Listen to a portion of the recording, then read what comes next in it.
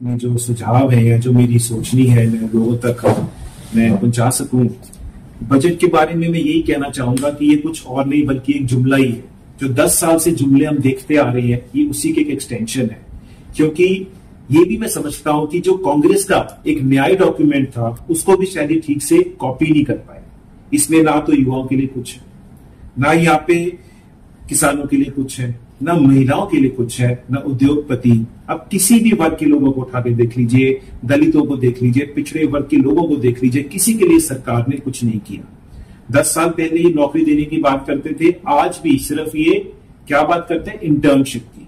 किसानों के लिए कोई बात करी इन्होंने कि आय दुगनी करेंगे? नहीं। एमएसपी की मांग थी, उस पर कुछ कहा? नहीं। महिलाओं के लिए ऐसा कुछ भी सरकार ने नहीं किया जिसके तहत उनको ये महसूस हो कि वो आगे आके एक मेन स्ट्रीम में वर्कफोर्स की तरह ज्वाइन कर सके। जो हमारे व्यापारी भाई हैं उनकी बहुत बड़ी समस्या है जीएसटी, उसके बारे में कोई बात नहीं करते। उद्योगपतियों के बारे में जो छोटे वर्ग के लोग अपना काम करते हैं, छोटी मोटी इंडस्ट्री लगाते हैं, उसके बारे में कोई बात नहीं करते। ये कैसा बजट है? और ये भी कहना चाहूंगा कि मोदी जी ने इलेक्शनों से बहुत देर पहले, 2-3 महीने पहले ही कह दिया था कि मेरा तो अगली सरकार का 100 दिन का एक जो वर्क प्लान है, एजेंडा है, वो रेडी है। क्या ये प्लान है? तो सिर्फ यही कह सकता हूं कि सरकार ने शायद जो लोगों ने उनको वोटें नहीं डाली, उनको सबक सिखाया, उसका जो गुस्सा है वो लोगों पे निकाला है, इसलिए शायद उन्होंने उनको कोई भी राहत नहीं दी। तो मोदी 3.0 सरकार ने जो बजट पेश किया, कहीं ना कहीं लग रहा है कि वो अलायंस को देख के बजट पेश किया है, ना कि लोगों को देख के। बिल्कुल, आपने देखा कि उन्होंने 2 क्षेत्रों को, 2 राज्यों को कुछ स्पेशल देने की कोशिश करी है। तो क्यों? बाकी देश नहीं पूरा, अच्छी बात है जिनको जो दिया, मैं उसको मना नहीं करता, लेकिन और हरियाणा के लिए क्या किया?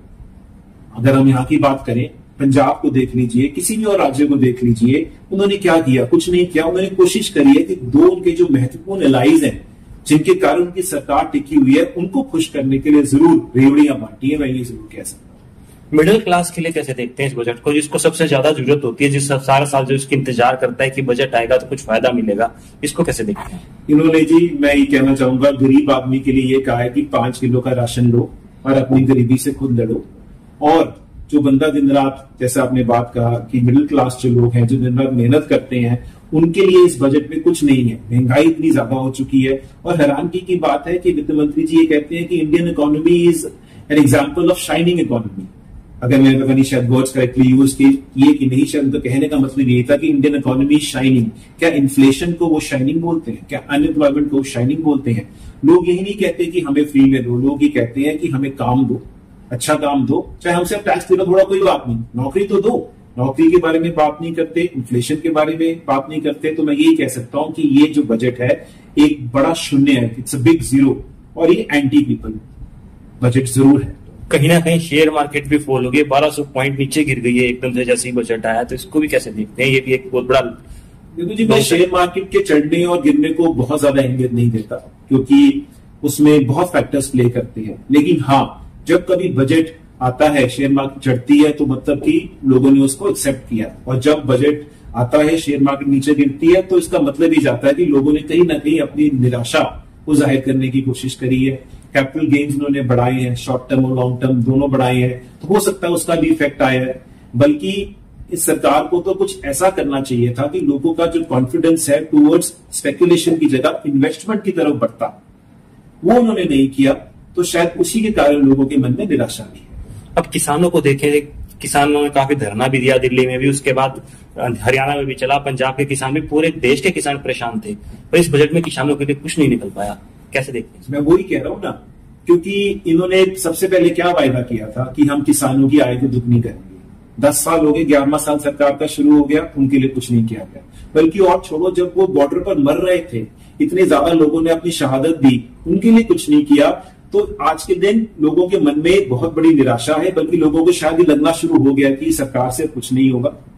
और इसी करके शायद वो उनको कोशिश करनी तो चाहिए थी ना। किसानों के जो मुद्दे हैं, एमएसपी का है, आमदन बढ़ाने का मुद्दा है, उनसे बात तो करते, कोशिश तो करते, वो भी नहीं कर रहे। तो इसका मतलब ये है कि उन्होंने सोच रखा है कि हमने किन लोगों को फायदा पहुंचाना है, किन के लिए काम नहीं करना, वही उन्होंने अपनी कोशिश जो है इस बजट के थ्रू लोगों के सामने पेश करी। हरियाणा के मुख्यमंत्री भी दावा कर रहे थे कि बजट में हरियाणा के लिए बहुत कुछ लेके आऊंगा मैं। हरियाणा के मंत्री भी ये कह रहे थे, लेकिन कुछ नहीं ला के आ पाए। इसको कैसे देखते हैं कि बीजेपी की सरकार है, डबल इंजन सरकार जिसको ये बोलते हैं, तो भी हम कुछ नहीं लेके आ, हरियाणा को कुछ नहीं मिला। देखिए, उनकी डबल इंजन सरकार का जो ये फॉर्मूला है लोगों ने लोकसभा में ही रिजेक्ट कर दिया है।